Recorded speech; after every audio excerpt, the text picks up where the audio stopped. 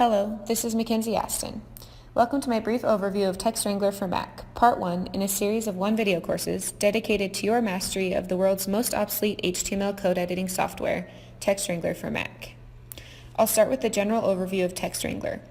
I've opened a very basic sample HTML file so that you can get a visual of what Text Wrangler does for you.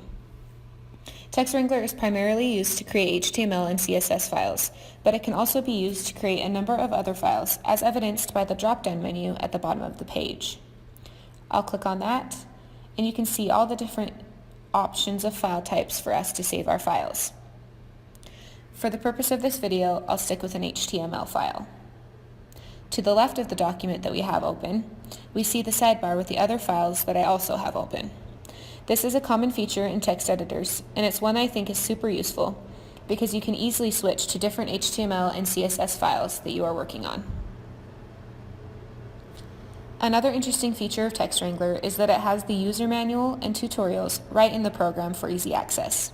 You go to the Help tab in the navigation bar at the top of the program, and you can choose Text Wrangler Help, which provides a quick reference to updated and relevant information about the program, User Manual, which provides a link to download the complete Text Wrangler user manual as a PDF, and Tutorial, which provides a link to download a tutorial, also in PDF format, that includes sample files.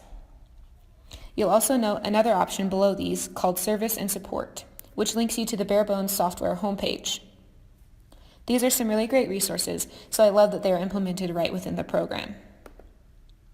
I will show you how to download the tutorial for Text Wrangler so that you can easily access the information and practice files contained in it.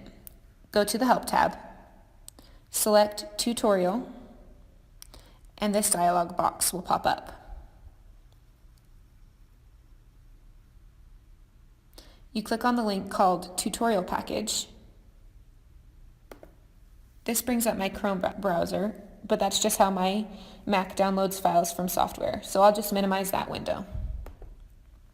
Then you go to your Finder and open the tutorial. Sometimes that also takes a minute. In this folder, you'll see the tutorial PDF that has lessons of commonly asked questions and the practice files that correspond with those lessons.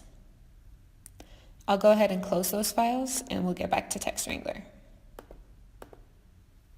Now, Text Wrangler is a simple word processor that a lot of programmers use. Unfortunately, Text Wrangler does not automatically close tags for you, as some code editors, like brackets, do. So I'll demonstrate that. If I go to this H2 tag and just remove it, I'll show you how to put that back in. So I insert this H2 tag, and my heading will be called Did You Know? I also have to close that tag. It's not super difficult, especially if you're familiar with writing code, but it's just something you have to keep track of when you're writing in Text Wrangler.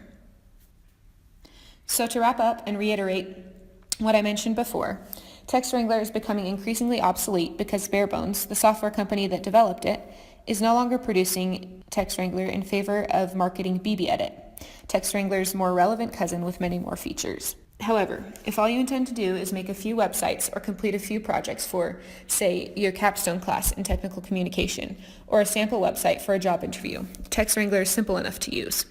My recommendation is to look elsewhere if you are a beginner looking into code editing software that will be really advanced as far as fancy, easy-to-use features go.